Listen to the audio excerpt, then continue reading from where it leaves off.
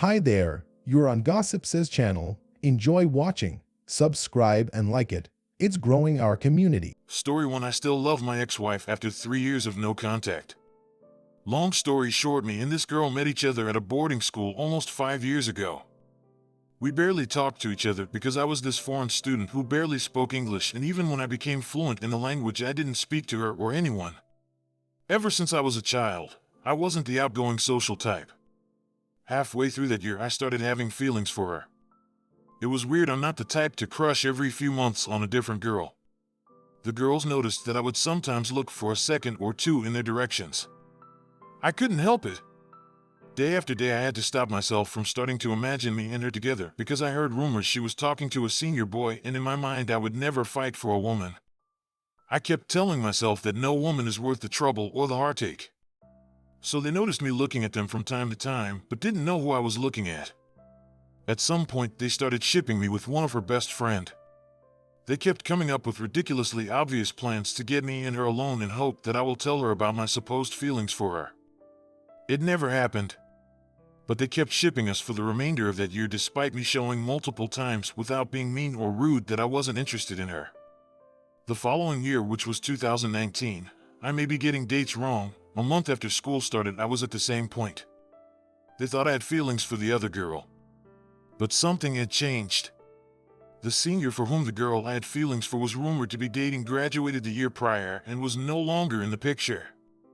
One day I was sitting at the table during lunch, and my best friend, who at the time had a girlfriend, asked me if I liked any girl in particular.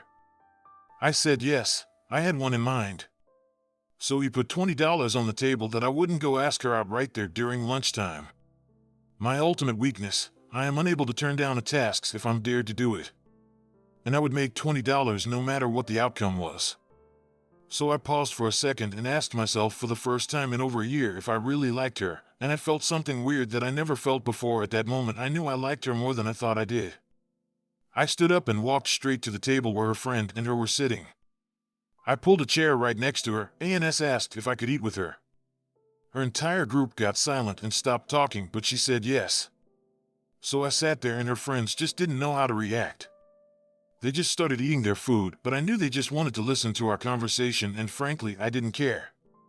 Call it confidence if you want, but personally I like to say that I have no shame, because I don't care about other people's opinion enough to feel shame or embarrassment. I walked to that table expecting to get publicly rejected, but I did it anyway. I don't want to detail the entire conversation. It would make this already long story much longer. In resume, I told her that I think she was really cute, and I liked how mature she was compared to other girls. That she was the only girl in the entire school I can picture myself with, but I wasn't looking for a serious relationship, just a friend with benefits. I guess I said that to no get hurt. I don't know. Funny coming from someone who always had such low regards for other people that getting my feelings hurt in front of them wouldn't affect me. I guess deep down she was the only person whose opinion mattered. So I cared. That may be why. I'm the type to be generally considered as an attractive guy. I had a few girls in my short stay so far at the school telling me they had feelings for me. But I disliked their immaturity. I just liked older women. To this day, I barely consider any women my age as a potential partner. And there she was. She could barely look at me without stupidly smiling. I asked her what was wrong, and she said that I was making her nervous. She gathered herself for a second, then to my surprise said she thought I was also cute, and that she was okay with us just being friends with benefits even though she didn't like that label. I smiled, told her to meet me after lunch, and went back to my regular table. I didn't want to make her friends more uncomfortable. After lunch we briefly talked before heading to our respective dorms. We agreed not to share personal information such as contact because I thought late-night texting and calling was the fastest way to catch feeling, and we also agreed that our little arrangement will end at the end of the year because none of us want a long-distance relationship, and we were not in a relationship to begin with. The next few weeks were like a high school movie. A basketball player dating, but not really a cheerleader, and if it was a movie, let's just say it would be rated R. Before we realized it, we were trying everything to spend our free time together. Started texting on Instagram after she added me and never stopped despite our arrangement. I even bought her a birthday gift. I started holding her hand in public despite the fact that we wanted our relationship to be discreet. We were living the perfect couple dream. It's funny to say that right now. She started openly talking about how she felt about me and everything, but I never really opened up. I had feelings, but never once expressed it. She never said anything like "I love you," but sometimes out of nowhere she would write me a paragraph about how much seeing me smile made her happy and more attracted to me. Mainly because I always complimented her on her smile. I'm a sucker for pretty smile. Every time she would smile at me, I would idiotically smile as well, no matter how hard I tried not to. She knew it, so she would use it against me sometimes to mess with me, and smile more when I looked sad or in a bad mood, and it always worked. Then COVID happened. I didn't really grasp the magnitude of what was happening, but I don't think anyone in the world did at the time. There I was in a different state with family member and her in another one with her family as well. That's when I realized that even though I knew I really liked her, it was more than that. I loved her with all my being. Being away from her was more painful than I could imagine. If the entire country wasn't shut down, I would take a plane or drive the 15 hours between our cities with no hesitation just to see her. We talked on the phone almost non-stop, 24/7, for a couple weeks. Then one day out of nowhere I brought up our agreement not to commit to a long-distance relationship. I don't know why I did that. The conversation took a very emotional turn. We both realized that despite all we did not to catch feelings, we both had strong feelings for each other, but couldn't tell each other "I love you." I was in pain. In an attempt to stop torturing myself, I told her that we should stop communicating. I like to think of myself as a logical person rather than an emotional one. So I thought if we stopped talking, I would eventually stop having feelings for her. I knew it would hurt, but I thought I would get over it eventually. We said our last goodnight to each other that night and stopped texting each other. It was in March of 2020. The pandemic only got worse from there, and we finished the school year online. Please subscribe, Later leave that summer, I had comments, to transfer rate because my videos, school and told click me the they would bell not have not any to miss sports my the following videos. year, and I had to transfer schools to continue playing basketball. We never saw each other again. We still follow each other on Instagram to this day. We still like each other post, but never text. Not even to wish each other happy birthday. Not even to check on each other when something bad happens, like the loss of a loved one or her graduating from high school. Every time I listen to a love song and close my eyes, she's the only face that comes up. I had another relationship since we stopped communicating, but I broke up with her after a few months. I can't be with someone and feel the way I feel about my ex. It wasn't fair to my partner at the time, so I pretext focusing on basketball and school to end things with her. And never tried getting in another relationship. It was just an excuse, but I did stop messing with girls and stop partying to focus on my school and athletic career. I still smile like an idiot when she posts a picture of her smiling. I hate the way I avoided opening up to her when we were together. The way I sometimes ignored her message on purpose because, well, she wasn't my girl after all. Which used to upset her, but she never said anything about it because she also knew we were not boyfriend and girlfriend. A little over a year ago, I couldn't help it and texted her. The message simply read, "I'm sorry," to which she replied, "For what?" and I told her that someone had made me realize that I was really toxic, and I know I was like that with her. She simply said, "Thank you, and I am glad that you matured enough to change for the better," and we went back to radio silence. I hate how I still feel something when I think of her.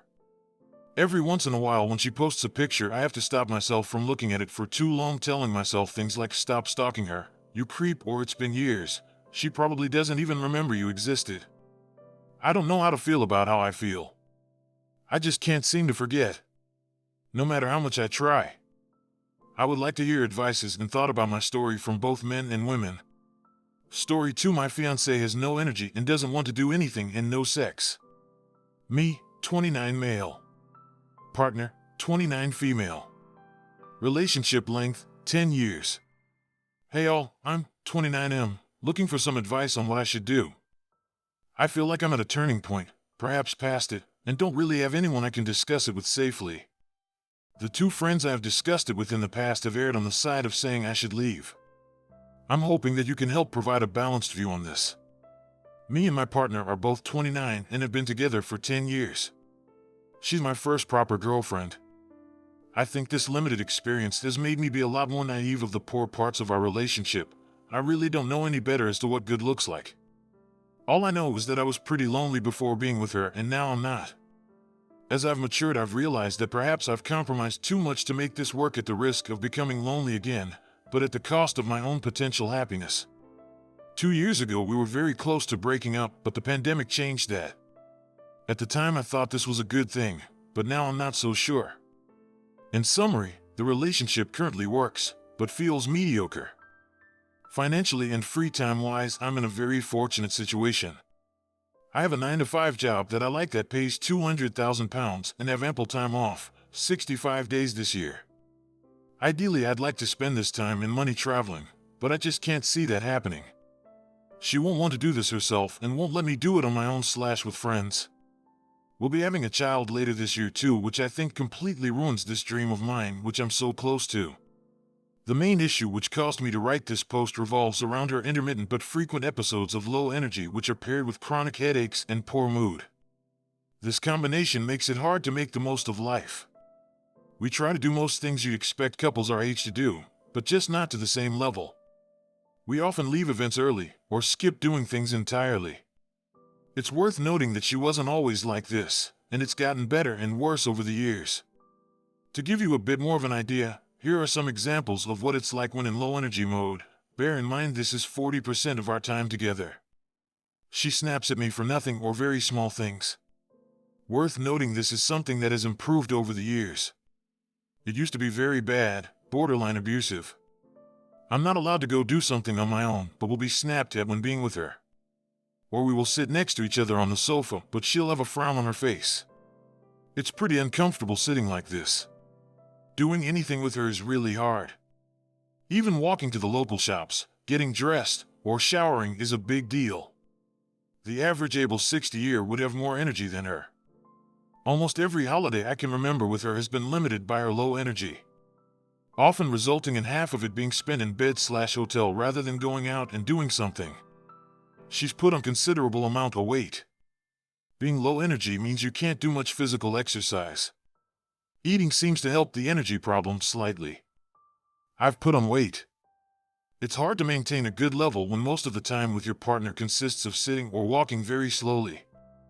I'm normally a bit like a Labrador, very high energy, excitable, and up for anything. When being around her, I feel dragged down and not energetic at all. She's developed a hunchback, as when she's not feeling well, she just curls up into a ball and plays on her phone. I personally don't like this visually, but also worry about back problems/pain that will result in the years to come. She sends me a text every day saying something like, "I feel horrible." It's hard to compassionately reply to this when it's every day. I think because of all of this, I don't really get sad or excited by anything anymore, unless I'm with friends without her, which is not a common occurrence.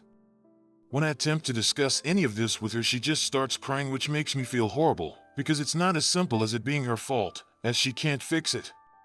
To an extent, it feels like complaining to a wheelchair-bound person that they can't walk.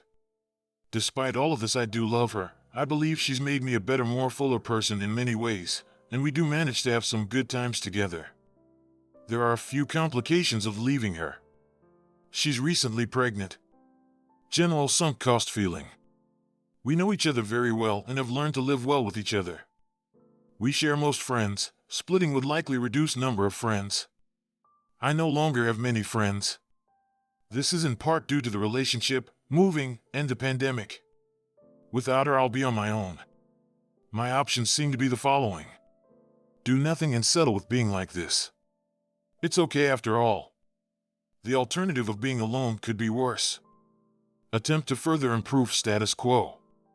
Suggesting she revisits doctors to see what can be done about her energy. Counseling? Not sure if this can help, as the core of the issue is medical. Suggest more time apart for traveling and friends. Primarily so I don't feel like I'm wasting my youth. Leave. It's fairly late, but it's potentially possible to abort the pregnancy. This is only viable under leave, as I can't really see a way going forward after this. She'd naturally resent our relationship even if she wanted to continue. I worry about the pressure on us of raising a child if she's not got energy. I imagine less sleep and more responsibly will only make this harder. Why did we get pregnant if I knew all of these bad things? She had been much better for a number of months. The low energy time had been manageable, more like 80-20 rather than 40-60ths. She had started doing sports, making friends, and was generally much happier. This also gave me time to go to the gym and socialize with friends. I was also ill at the time, and she was doing a good job of taking care of me. A few weeks after she was pregnant, this all changed. Thanks for taking the time to read. Please feel free to ask any further questions. I've tried not to add too much detail here as I felt it had become unreadable. Please subscribe, leave comments, rate videos, and click the bell not to miss my videos.